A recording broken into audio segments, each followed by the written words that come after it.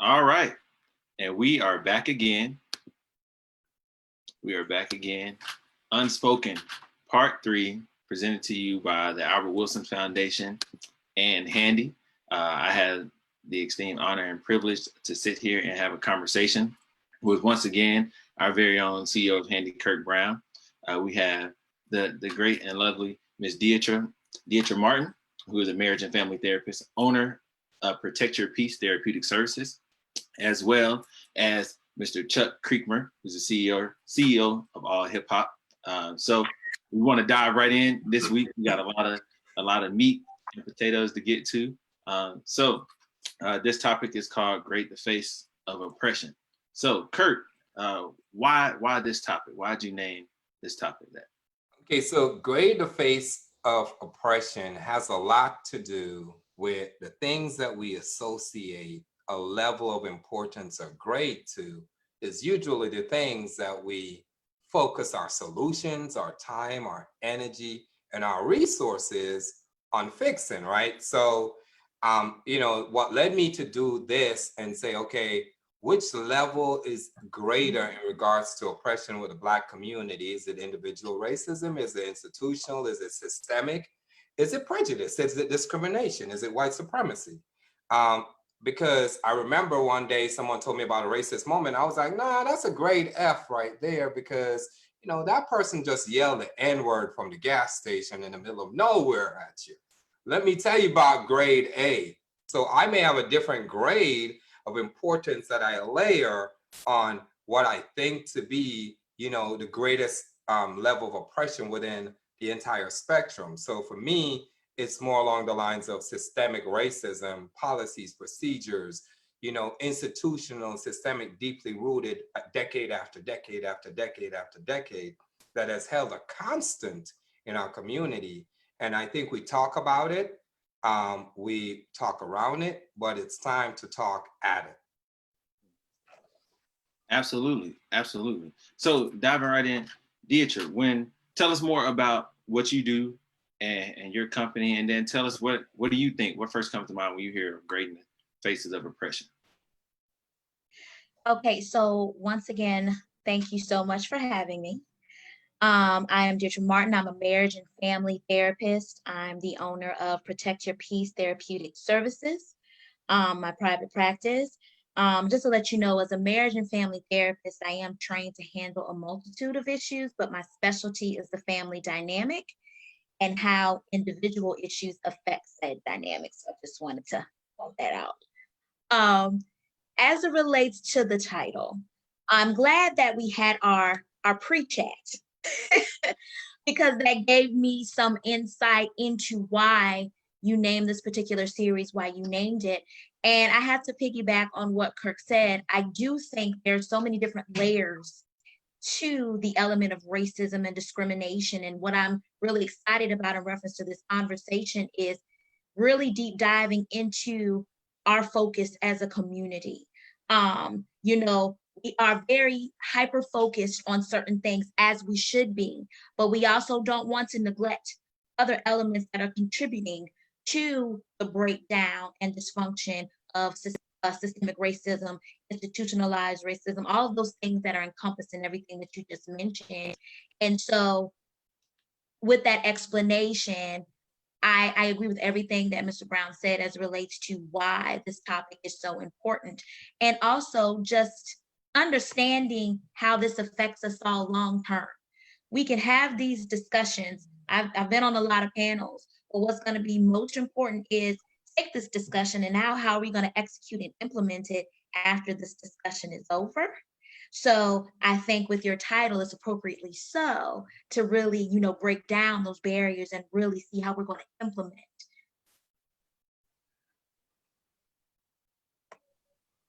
Thank you for sharing. So next we'll have Chuck, but before Chuck, you tell us more about your line of work and the things that you do. For all of our viewers, get your questions ready because we have a great line of panelists lined up, and they have a wealth of information ready to provide to you, as well as the questions we have prepared. But Chuck, if you don't mind, take a few minutes to tell us more about who you are, what you do, and what do you think of when you hear Grading the Face of Oppression?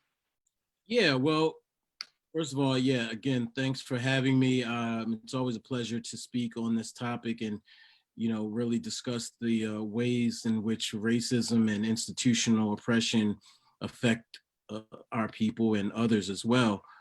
Um, I am, I don't know where to start. Well, first of all, I'm the owner and CEO of allhiphop.com. It's a company and a website that's been around for over 20 years. We are the longest consistently running hip hop site. Now, that it's interesting because now that we're the elder statespeople in the game, we have seen so many different changes in hip hop. But I'll say this: I was born, I would say, out of the quote unquote ashes of the civil rights struggle, as was hip hop. And so my sort of walk of life is a little bit different than most people. I'm a Delaware native. Where I grew up was about, miles within, a stone's throw of a major KKK hub in Elkton, Maryland. And my family was one of the first Black families to move into a predominantly white area. So some of the things that folks are focused on, like being called the N-word, is something that I've experienced for quite some time, or feeling the presence of the Klan, even though they might not have been marching, down the street with hoods on. You felt that. Um, so when you talk about grading oppression, I hope and pray that we're beyond sort of responding even to being called the N-word, even though that's a vile word, and grading it accordingly, because I think if other things were right, we wouldn't even care about that. That wouldn't even matter to us. So I welcome this conversation. I don't want to speak all of what I have to say, but a lot of why I'm still a Black-owned company is because of the racial overtones, even in hip hop, and really maintaining a little space where Black artists have a full breath. Um, I'm sort of at a loss of word, but really expressing the full range of hip hop, not just a certain slice of it. I definitely want to circle back to that, to the racial overtone in hip hop that you alluded to. But let's dive right in with our questions. And Facebook, if you have any questions, feel free to list them in the comments. Let's start off.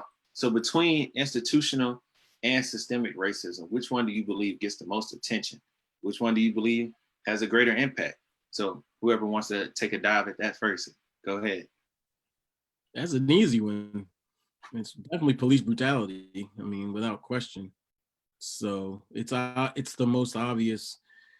It's the most obvious one because we're videotaping these violent, vile, disgusting, inhumane acts against Black people, Black men, Black women, and others as well. I think that's been eye-opening this year that we've seen white people become victims of the same stuff.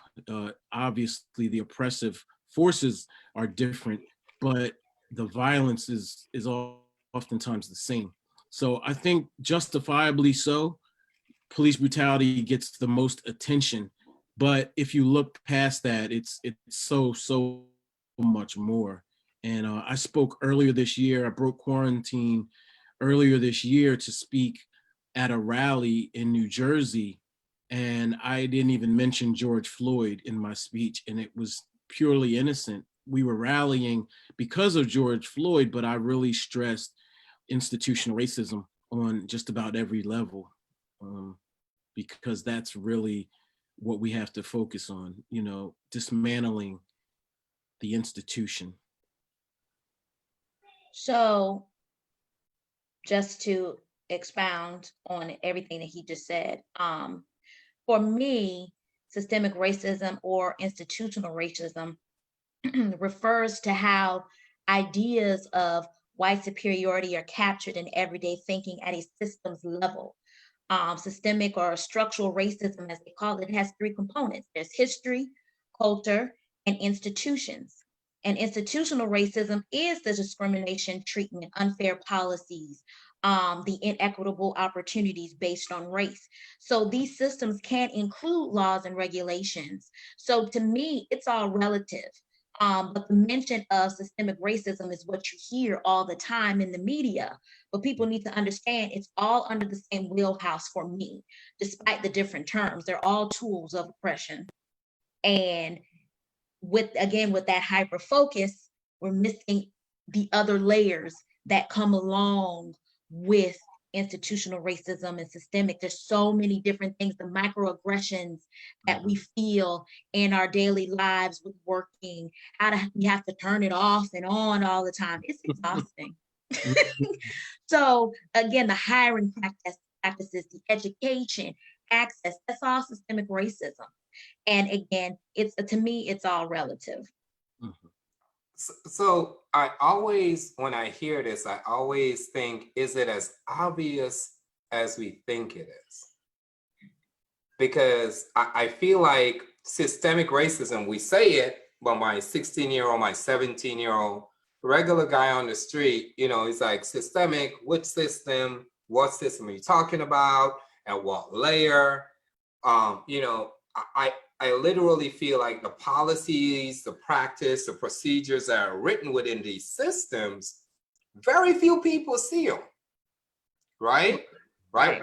And if we're not a part of the creation team of the policies and the procedures, very few people actually review them to say, hey, that policy, it kind of have those people kind of, connotation to it. What do you mean by that part?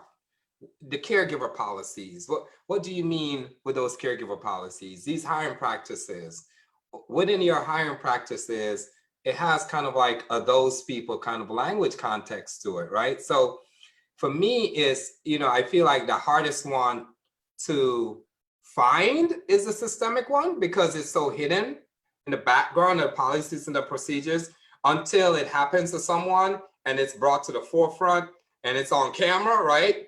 And it's on camera, we know it exists. My fear is that because it's so hidden in the background in policies and procedures, we don't do the digging, right? Until, we get a news flash on our phone that says it. Well, you can go ahead. We're going to take turns. We're going to talk. Yeah, I'm like, oh, I got to jump in. No, but yeah, I mean, so for example, if you put your name, if your name is Tyrone Jackson, and you put that on an application, and they look at it and like, ain't gonna hire Tyrone, he ain't gonna work here, and they just throw your resume out. There's no tape of that. There's no film. There's no evidence whatsoever that you were rejected because of your name. We all know that studies have shown that if you change your name to Ken, Smith or Hunter, you get a different type of look. So it's very difficult to drill down on the unseen portions of systemic racism.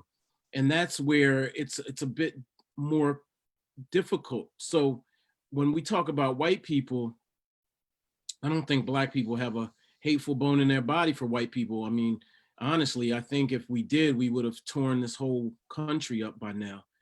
But I think white people are now just this year in 2020 really beginning to take the time, albeit forced, to look at systemic racism in a way they never had to before. And I think quarantine and coronavirus helped us in that regard because everyone was forced to look at and listen to other people.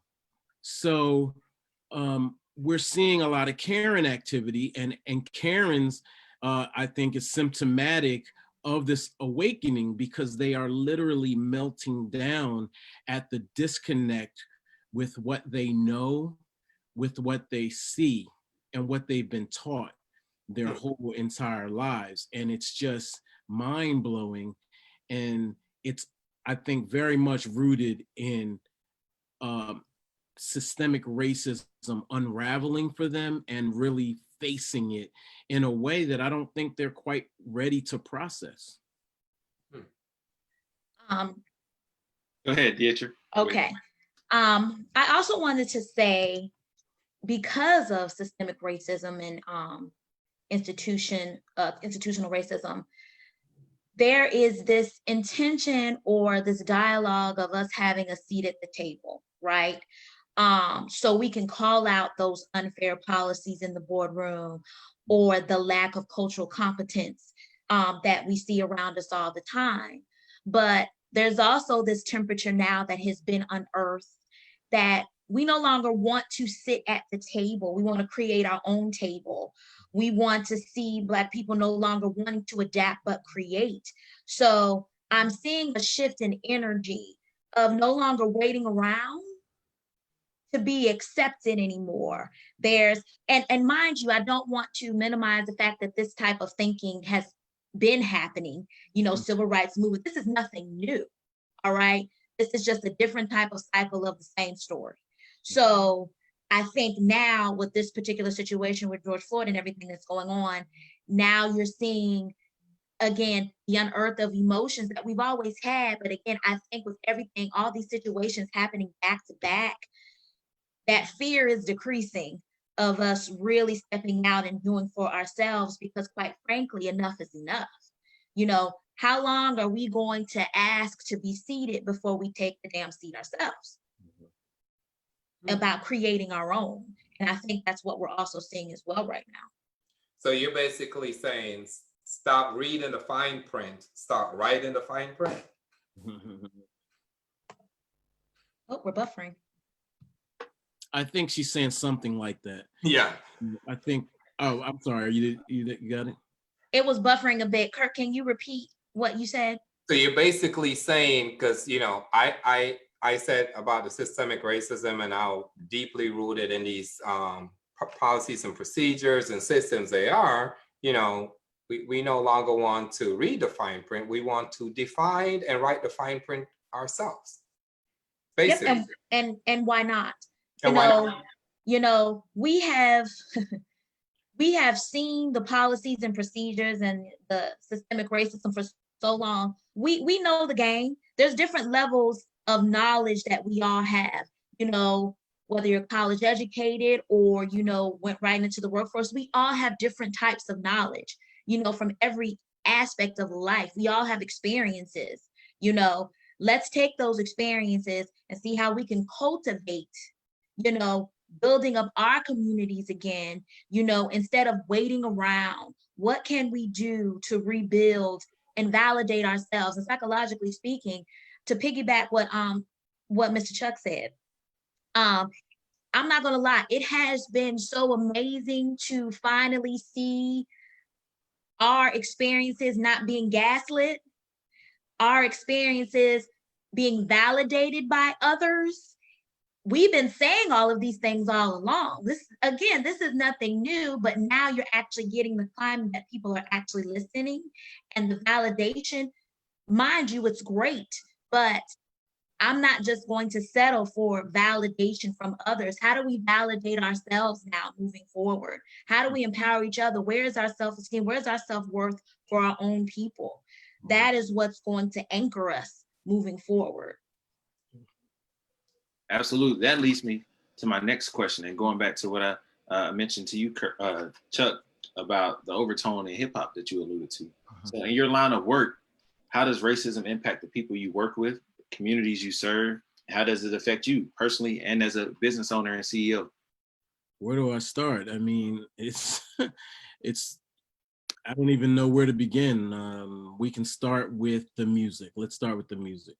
I was blessed enough to come up in the golden era and somewhat before the golden era, where hip hop had an assortment of different styles, everything from Public Enemy and KRS-One to Run DMC to Tribe Called Quest to NWA, and even folks like Too Short, the Ghetto Boys. I mean, Queen Latifah, Moni Love. I mean, it just went on and on and on and on.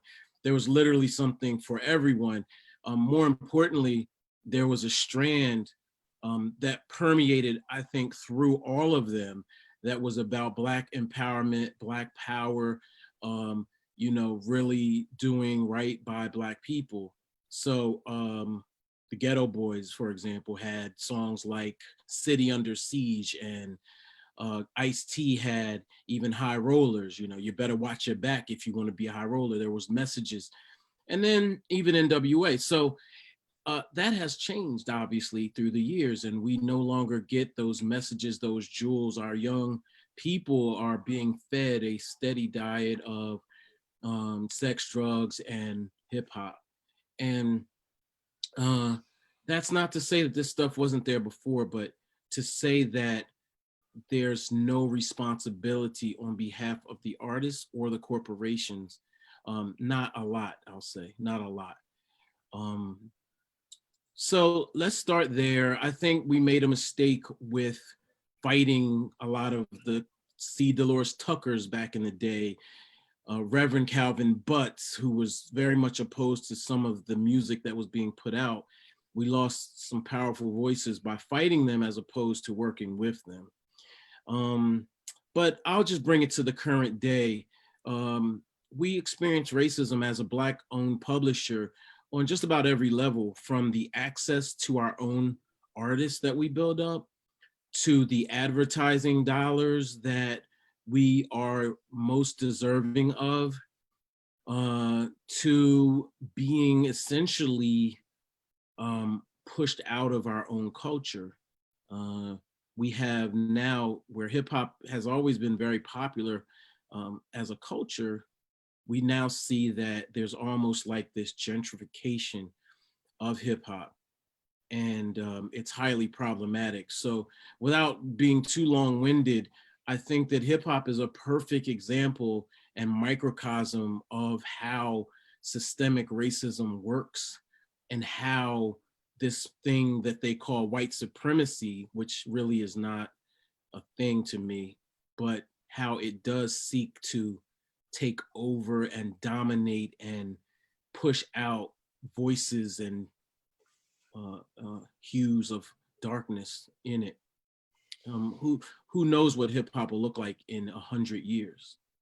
You know, will there be any Black faces in hip hop, brown faces, any faces? Will there be any revolutionary spirit at all?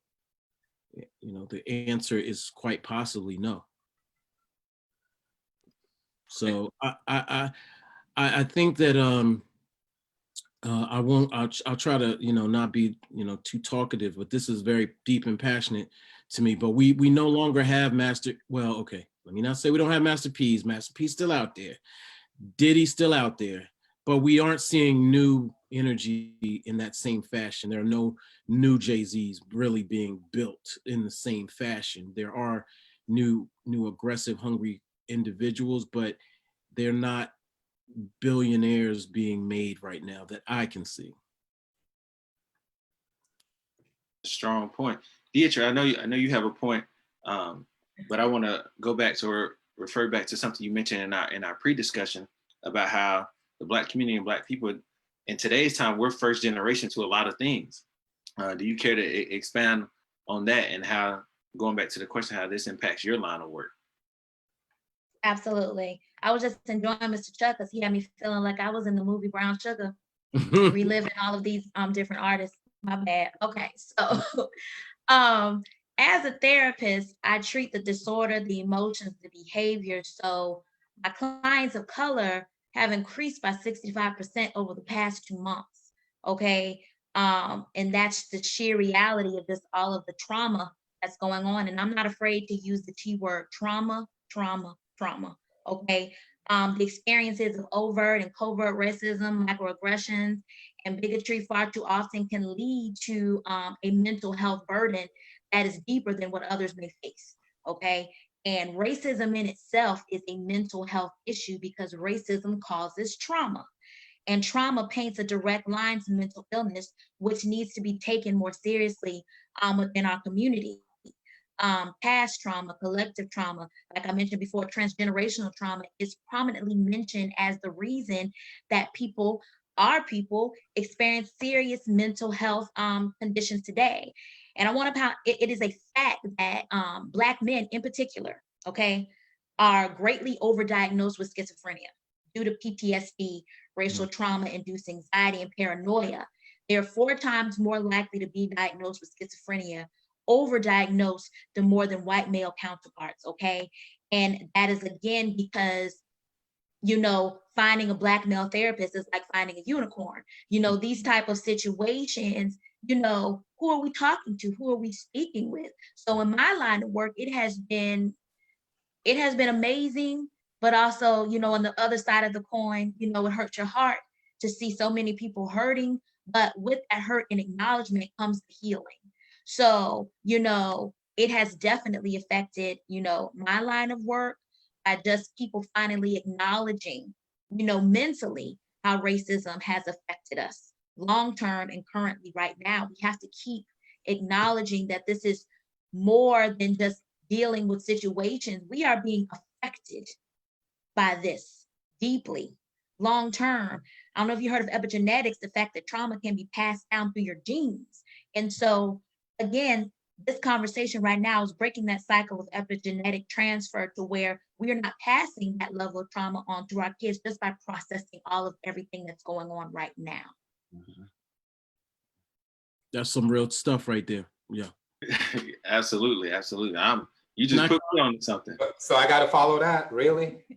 Go ahead. I make a comment? Follow. In my line of work, you know, significant stupidity in society makes my job harder. I'm just going to be blunt. You know, at Handy since 1985, we've been working with young people who have suffered abuse, neglect, and abandonment at all different levels. All right. So our job there is to embrace, empower, and educate this young life to tell them that they can take this world over. And then walks in someone with a preconceived notion of prejudice, right? Unproven factor. And then they act on it, which now becomes discrimination. So discriminative behavior against someone who's already suffered some level of abuse. Again, there goes trauma. At an alarming level. So I don't know about you guys, but in the past 10 years, I've just looked and went, oh my gosh, stupidity got a license. Like to just like be out there, it's like an alarming rate, right? So I see trauma going up, and then I see, you know, racist behavior going up, and I'm trying to tell these young people, along with all of my team, we're trying to get them to a place where we're building communities of hope. Now, we have a lot of strong allies, right? All across the board. So for us, our business partners, our corporate partners, and our community allies, you know, significant stupidity in society makes our job really harder. Because what we're trying to do, life is hard enough already for the client that we serve.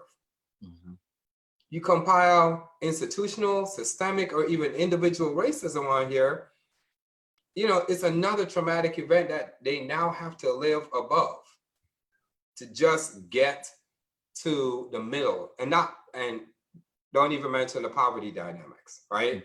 So you throw poverty on top of that, it becomes this upward climb for my client, just because today you have a preconceived notion about my client that you have never met. My client is significantly mentally stronger than you because at least they're treating their reality based on reality. You're treating your conception of them based on a myth that you have in the back of your head, right? So, you know, for us, racism makes social work in general harder. Chuck, you had something you chimed in earlier before Kirk started. Did you have anything? Oh, you know, well, I was, this is, you know, just piggybacking off the therapy kind of conversation. I actually started therapy 10 years ago. I did it in the ashes of my divorce. I was getting divorced. So I had premarital counseling, and I continued on with it with the same woman. Oddly enough, it was a Jewish woman. Now that was very, that was just because I was comfortable with this person and she knew me.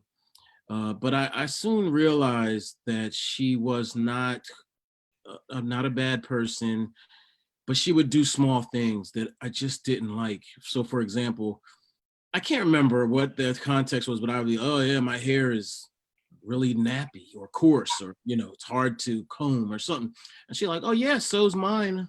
And I'd be like, okay. Um, or I'd try to open up and she'd be like, oh yeah, you're good. And I'd be like, not good.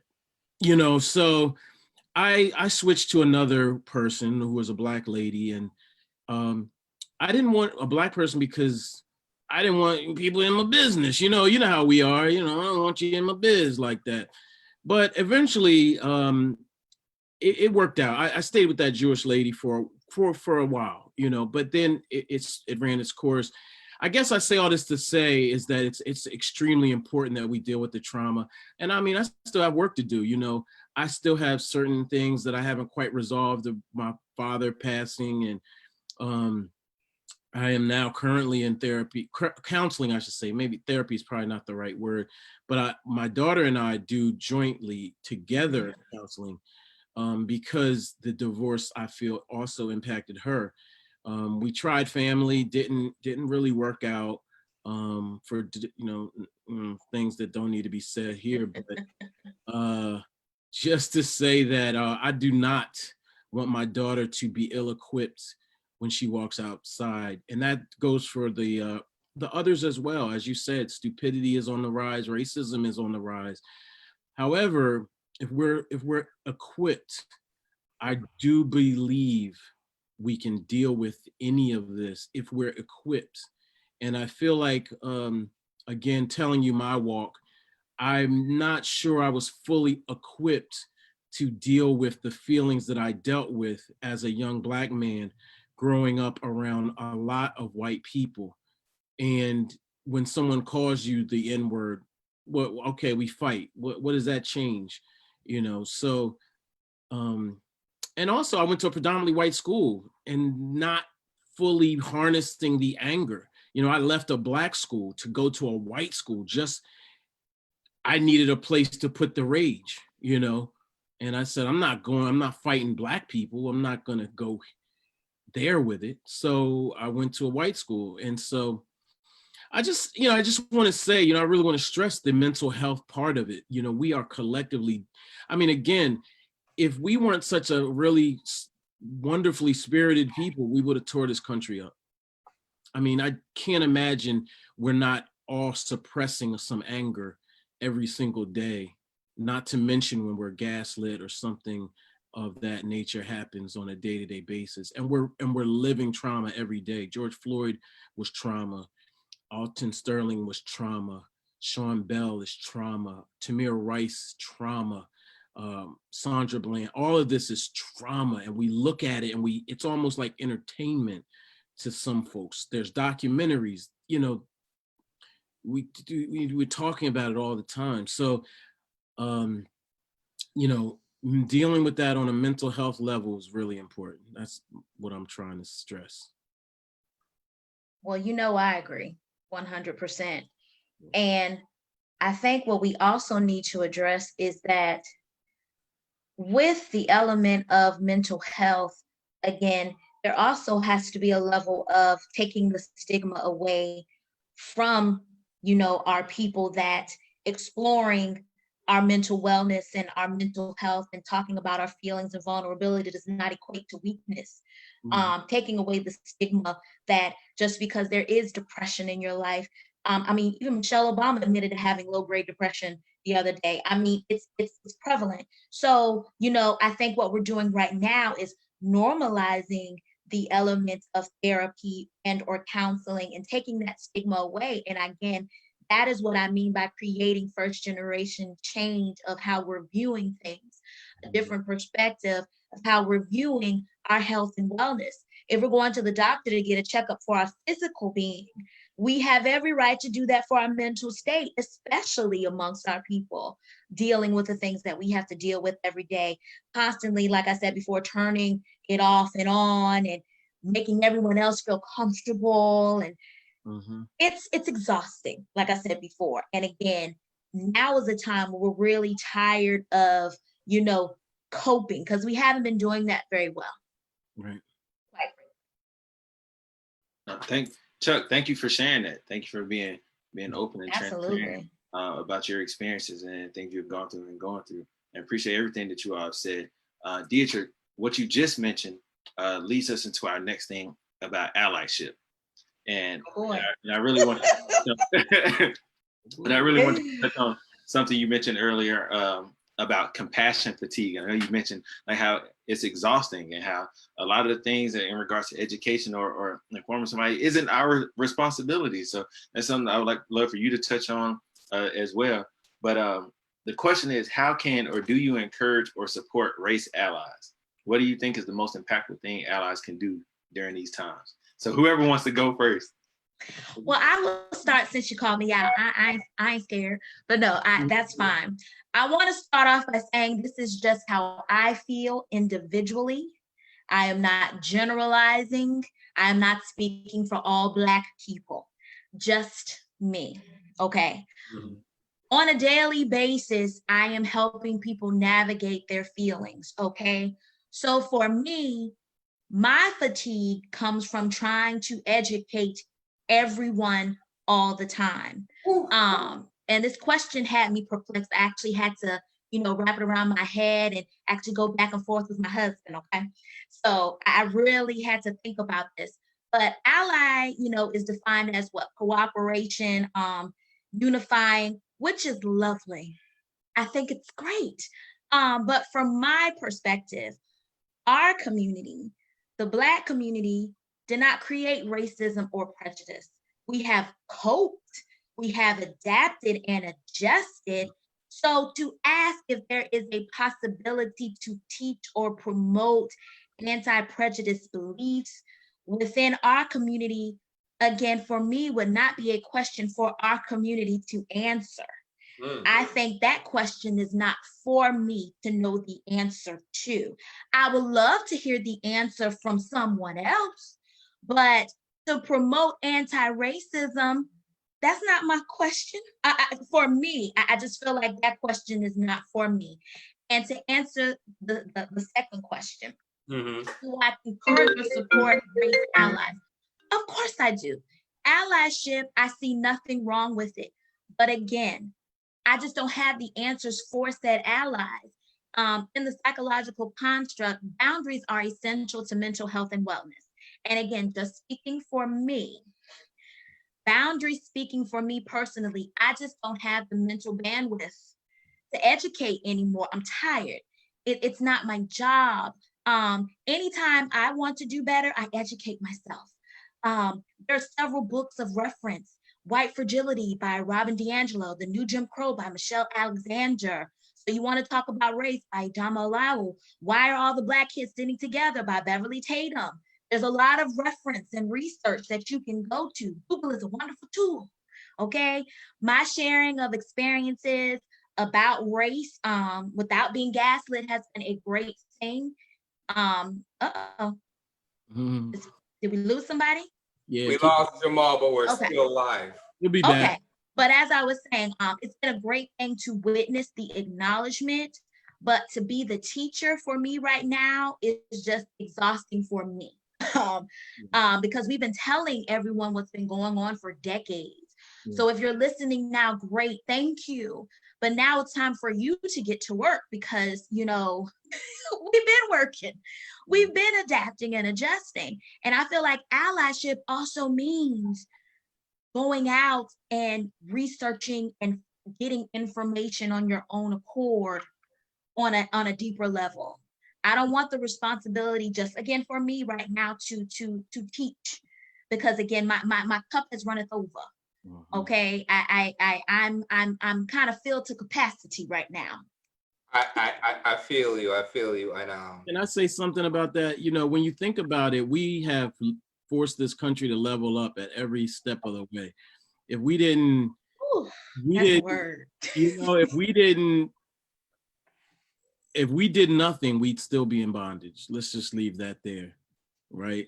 So there have been allies at every step of the way, I think, but I think that we made them into allies. So I'm actually personally exhausted myself, but I push ahead. I again, I haven't blocked anyone.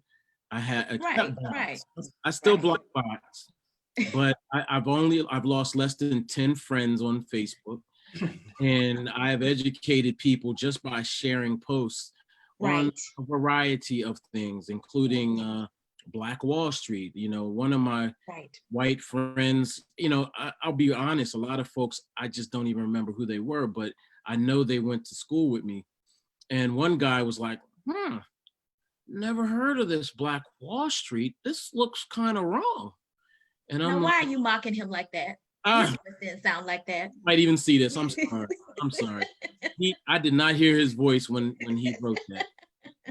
But it made, you know, I give it a voice because it's like he was so awakened to just the understanding of Black Wall Street. Or if you watch the show The Watchmen, they opened the show with Black Wall Street, which I was not happy about, because I'm like, if you're going to tell it, tell it. Don't put it in science fiction. Let's talk about it for real, for real. So I'm exhausted too. I feel like we have all collectively said, I don't hate white people, but, and then whatever you had to say gets said. And we almost apologize for saying some of the things we say. But I think the onus is on white people. We need y'all to don't cut your family off. Talk to them. Keep talking to them. Keep talking to them until they sick of you, and then talk to them some more, because ultimately we've been talking to them. They don't listen. And even when they do listen, they have a reason for justifying just about everything, from Tamir Rice, who's just a young boy in a park, got shot for playing with a toy gun within seconds, to George Floyd. Oh, he was a criminal, dirtbag, you know, so. That's some Candace Owens stuff, so. Yeah, well, shouldn't even have mentioned her name. I hadn't thought about her for weeks. So I'm gonna jump in on the allyship, because it's a continuous process, right? In which someone actually comes forward and say, let me learn about this, right? So I think in the past 3 months, I went through certain stages, Miss Martin. We have the stages of grief, right? That's right. I went through stages, right? And the first stage was like, why are you coming to me? It's 2020. Go Google that, right? So immediately, because I was so inundated with emotions, because I'm going through it, right? On a front line basis. I'm getting hit week after week, new thing. So immediately, I'm a little bit perturbed and a little bit angry.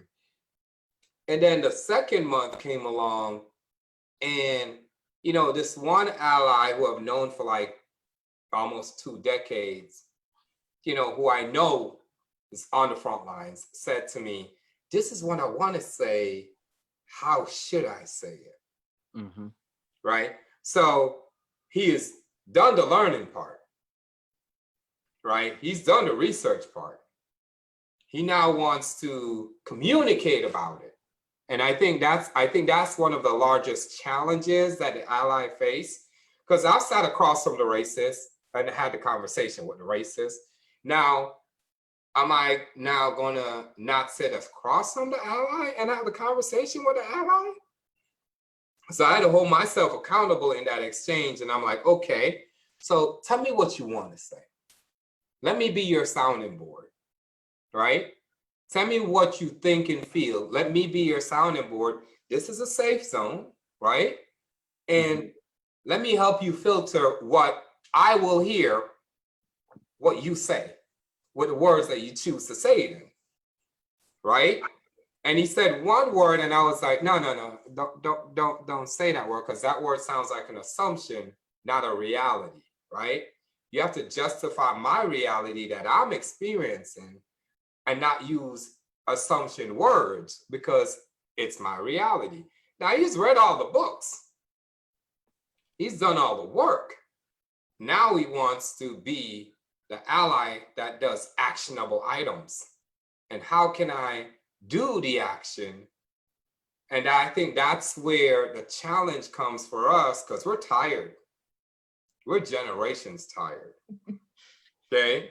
But what does allyship look like when we're talking about full equality, right? And what that means is your ally then has to give something up. What does allyship look like then? You know, that's the big question, because I would go so far as to say that there are no allies when we really start talking about equality. I would challenge that a little bit, because I'm talking to a CEO that has reviewed his company policies and is saying, I see what you're saying here. I want to change this. How do I change it? And the fine print that we talked about earlier, what should the fine print say?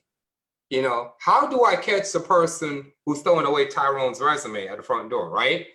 Right? So, you know, that's the conversation around, you know, the equality statement there. Now, we need allyship at a mass level. Mm-hmm. But it all starts to me with individuals, right? But I get your point with the equality part, right?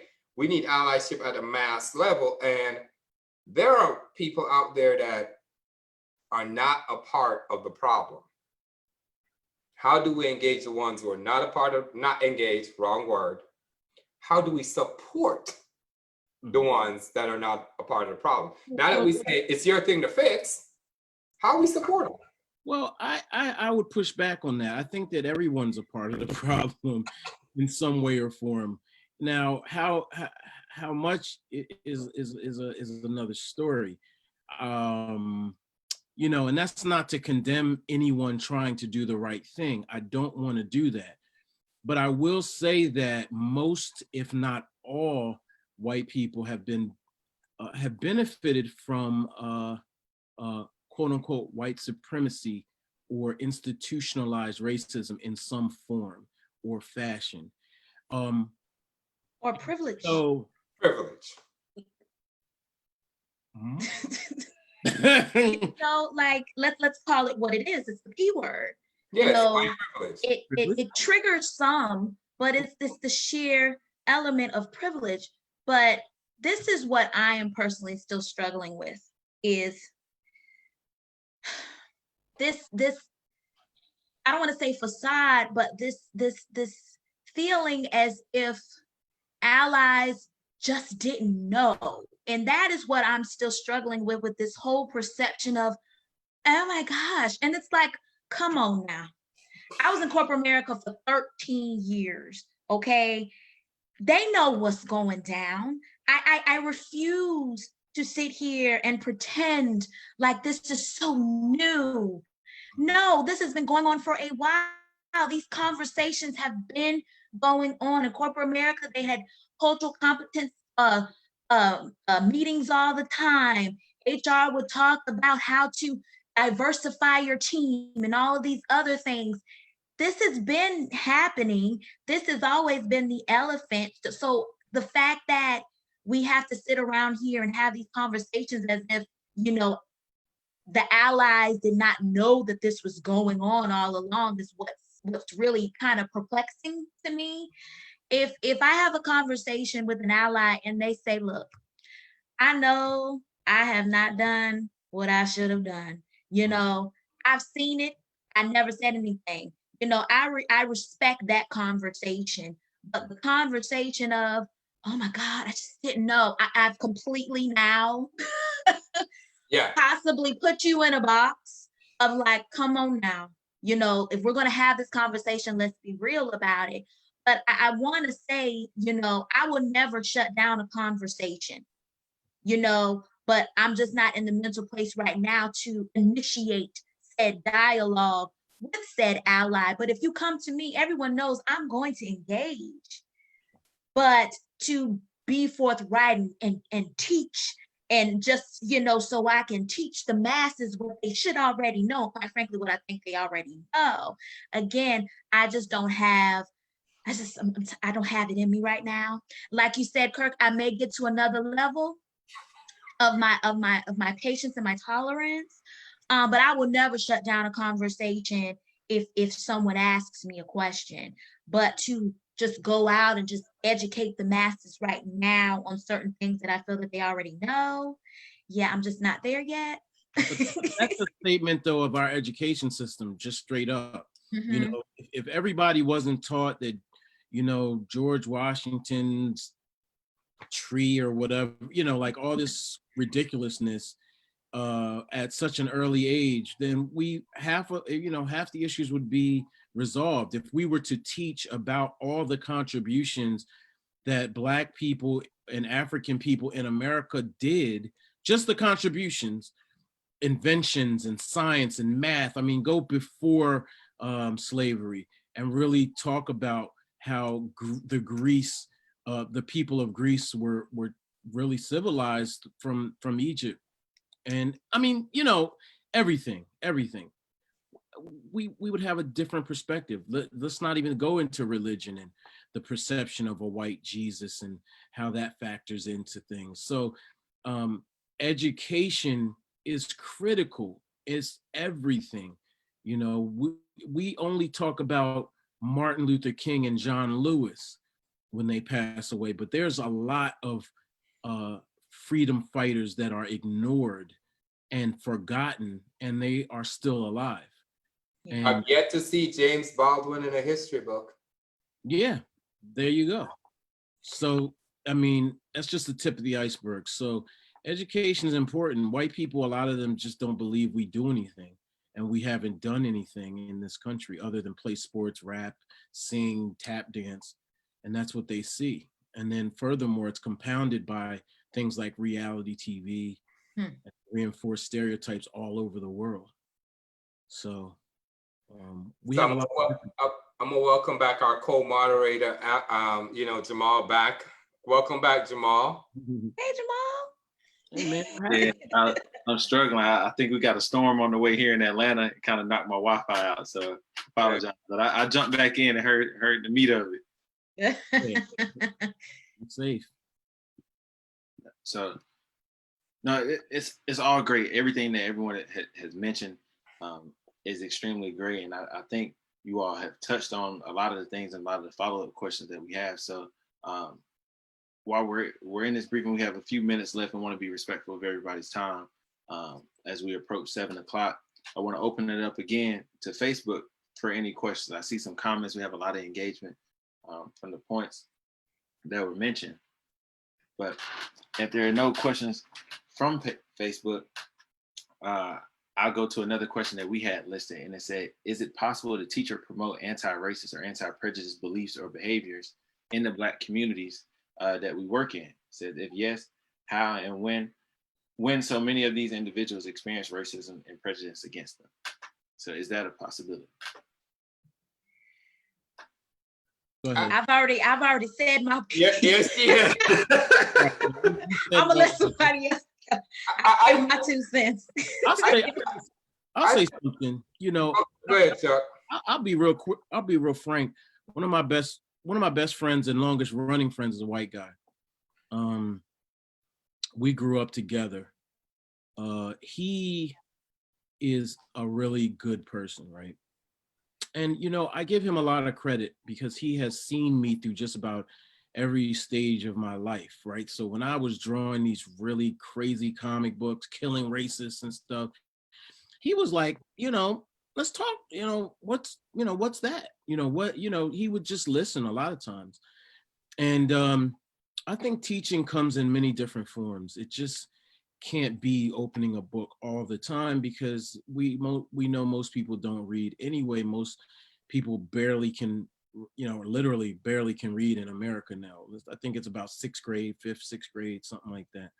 So I think that we just have to be mindful that it's not to get into respectability politics, but just, just to say that there are just a lot of different ways to educate folks. I say all that to say that me and my friend are still friends, but we recognize our differences. We had our first argument during the George Bush era. I didn't know he was a Republican till then. I was like, whoa, what are we talking about here?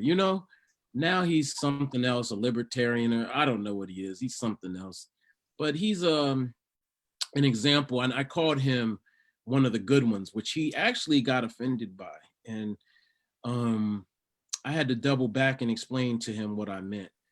But he had a cousin who didn't understand some of the stuff that I was experiencing.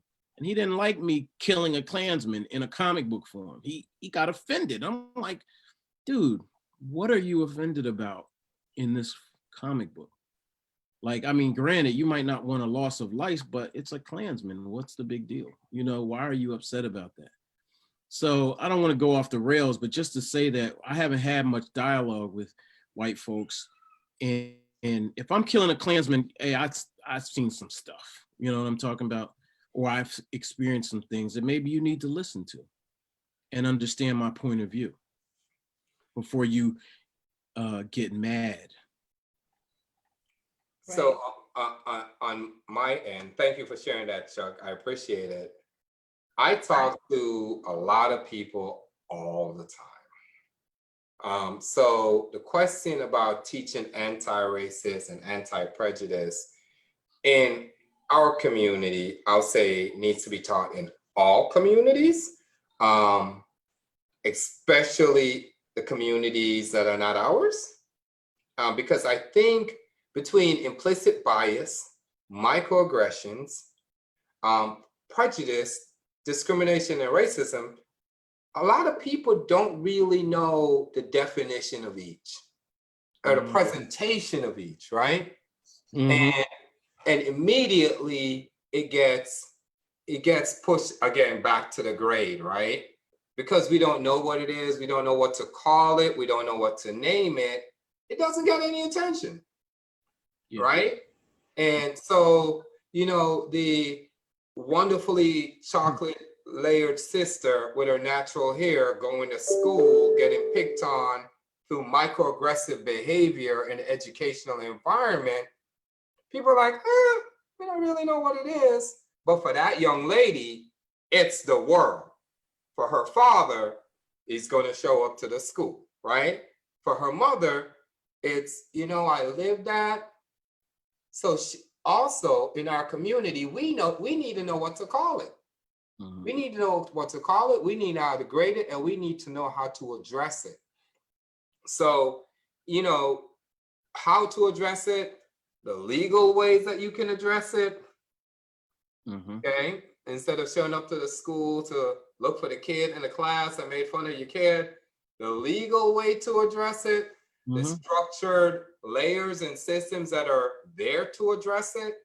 I think from a teaching prospect, we need to do that, because I've taught young people who have had negative interactions with different systems. My number one line to them is, you want to learn how to play this part? Let me teach you how to play this part. And then they, the emotionality, because emotions never win. And we have those discussions, and then we win. And I think that's, it's two different lessons to be taught. The lessons for the Black community is different than the lessons for the white community when it comes to anti-racist, implicit bias. It's two different levels and two different community structures. How do you react and treat it? What name should we call it? And let's not get it confused. It's still wrong, no matter what we call it. Well, you made a really big point right there. I'll be brief. I deal with another group, and they deal specific. I'll speak specifically on the education system, since you brought it up, and they teach parents how to deal with that, the racism, or specifically about the rules and the procedure, not your emotions, not your feelings, specifically with the rules and the procedure. And I think there is something to be said about that, being educated on how to legally and structurally deal with racism, as opposed to posting something on Facebook or running up into the school mad and then actually reinforcing or what I would say is, making your position less strong. So I'll leave that right there. But I think there is a strong position. You are very correct in saying that we need to know how to fight on every level. And I'm just going to insert really quickly.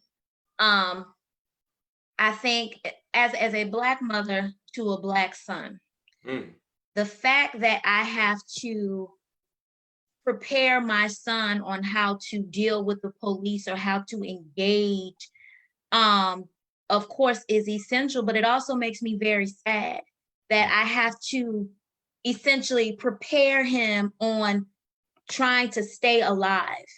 I have to prepare my Black son how to stay alive. And I'm actually hearing myself say this, and it's a reality, but I hate the fact that I have to accept this as my reality. And so when the question was posed, how to teach or promote anti-racist or anti-prejudice beliefs or behaviors in the Black community, that's why I adamantly said that's another conversation to have, so I don't have to prep my son to stay alive. How about if the other conversations were had, maybe I wouldn't have to have the back end conversation. So that's what I mean by, and I'm so glad you said, Kirk, about different conversations for different cultures, because that's very true. But it saddens me that we have to have a conversation on survival.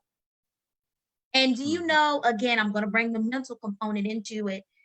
Now that's already going to initiate anxiety with our youth to have these kind of conversations of, unfortunately, that are needed. But did you see that video where the little boy was outside playing basketball and the cop car just was driving past and he hid behind a truck? Because the fear is already ingrained on, we don't know what people's intentions are when you engage with them. So if we're going to have a conversation, let's have a conversation on why we even have to have these conversations. And that's the exhausting part for me, is that I can't believe that we have to do this. Is what's just so, just heart-wrenching. But again, I'm not going to take away that it is essential, but for me, I have to acknowledge how it makes me feel and how it affects our people, just to even have this conversation as a reality. Can I say something real quick? I think that we have to also remember that we have to know better who we are. We have to educate ourselves on who we are. We have to reinforce that with our kids and our young people. They are also coming up most times through the public school systems and even private school systems, honestly. They're all, even higher education, they are all really, tentacles of white supremacy, honestly.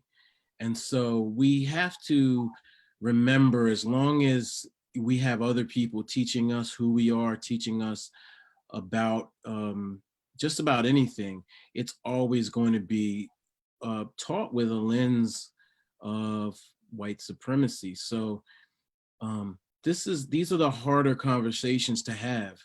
If I could do it all over again, I would either homeschool my daughter, or I would have her go through some other course study that was either African-based or Black-based or whatever's out there, which I'm not exactly, I know some things that are out there, but nothing seemed realistic at the time, because she's in a very good school district, but she's in one of the, best, top-rated public school districts in this country.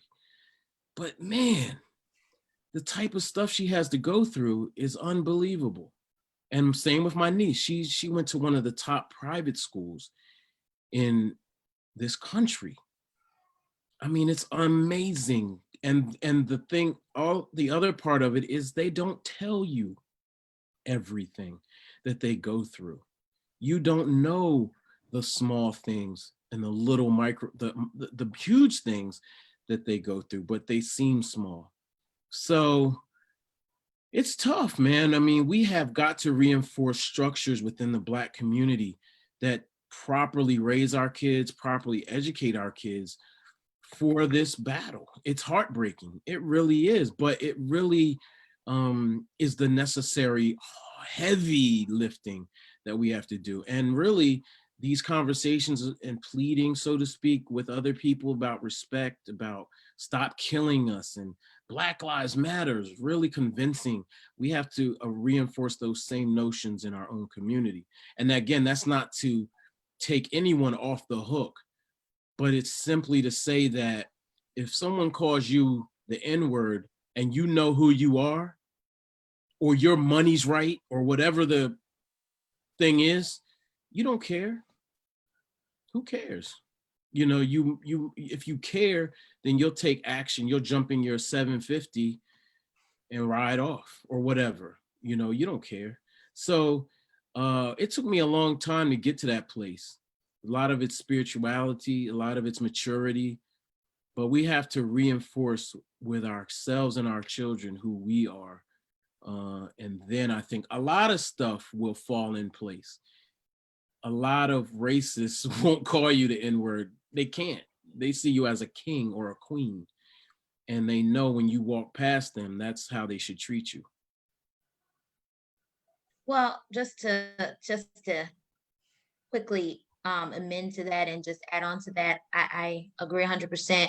But I also feel, just like you said, it's about how we view ourselves as the kings and queens that we are. Again, seeking out our own validation and, you know, empowering ourselves and viewing ourselves in a different light. And understanding that, no, we don't have to ask anyone else to respect us. We just need to respect ourselves. And that's with anyone. You know, self-love is always essential for anyone. And I think with all the trauma that our people have experienced, we have neglected our own self-care and we have neglected our self-worth and seeing ourselves in a different light. Because when you see so much trauma happening and things happening back to back, you start believing that this is what it is, that this is the reality of who we are. And now it's time to deprogram the miseducation of what we have gone through and understand that we are so much more than this. We are so much more than this. There's levels to our greatness. And we just have to keep reinforcing that and being consistent and actually believing it. And living it, right? So Jamal, I just learned something from these very two wise younger people than myself, right?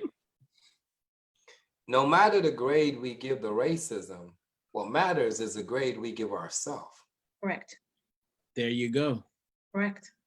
Right? We can't dismantle this thing if we give ourselves an F when it's a grade A. Right? You're getting an F every time. Right? So if this thing is systemic, institutional, or individual, and we walk around here feeling like we're F grade people, or we, feel like we're D grade people, it's definitely going to tear us down. The grade we give ourselves and our communities and building our communities, our families, and our children is the grade. I think, when I'm walking away from this interaction with Ms. Martin and, Chuck, is that the grade we give ourselves, the grade our kids give ourselves, the grade our organization give themselves in regards to really uplifting these lives is the grade that counts. But we're not going to stop dismantling racism. That's we got to do that. We got to hold people accountable for doing that too. But thank you guys. I really learned a lot. Ms. Martin, Chuck, learned a lot today. Jamal, back to you. It was great. It was great. And as we discussed earlier, we usually close out with offering a solution, but I think you all dropped them. You all dropped your solutions within it. And I don't want to take away from that strong closing and how you all ended, with just knowing ourselves and grading ourselves and empowering each other to be the people that we know that we are to be. So unless you all have anything else to add, I'll do a quick insert. So not next week, we'll be back August 20th. So not next week, but the following week. And it will be the quiet victim in the room. So when those in systemic power claim to be the victims and voiceless in Black America. Voicelessness in Black America. So we'll be back August 20th to do that. Deidre, great to have you. Appreciate your time. Chuck, Thank you. appreciate your time as well. Kirk, always appreciate your time and the insight and your vision for this series. And it was a pleasure having you all. And we look forward to staying in touch. And we might have to bring you all back again. We say this every week, but I'm sure we can go on and on. But we may have to circle back to continue to dive into these things. So once again, appreciate you all. Thank you. Thank you so much for having us. Absolutely, absolutely. All right, until next time. All righty. Peace.